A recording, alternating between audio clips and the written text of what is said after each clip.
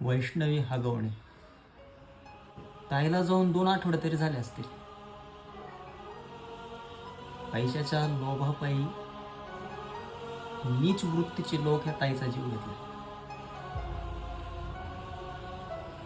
म्हणजे माणसाच्या स्वार्थापोटी माणसाची किंमत शून्य आहे.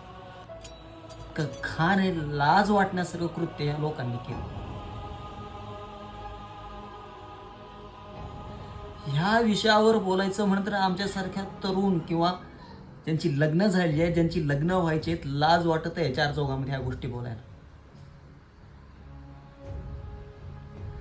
अहो मला सांगा, कोणाच्या बापाला आपल्या मुलीसाठी लहानपणापासून मिळालेल्या सुख सुविधा म्हणा किंवा न मिळालेल्या सुख सुविधा लग्नानंतर तिला सासरवाडीमध्ये मिळायला हव्यात अशी अपेक्षा करून चांगला मुलगा, पैशावाला मुलगा, चांगलं कुटुंब या गोष्टींचा विचार करून लग्न लावून दिलं जातं आणि त्या मुलीचा पैशापायीच जीव घेतला जातो सासरवाडीच्या लोकांकडून.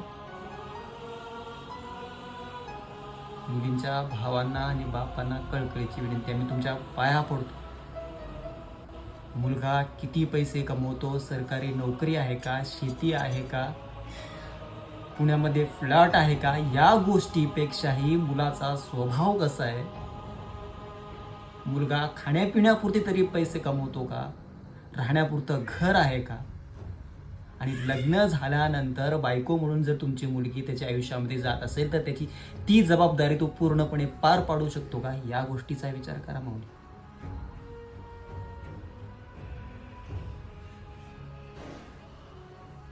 नाहीतर उद्या चालून लहानपणापासून तुमच्या अंगा खांद्यावर खेळणारी पोरगी उद्या त्याचं नव्हतं होईल.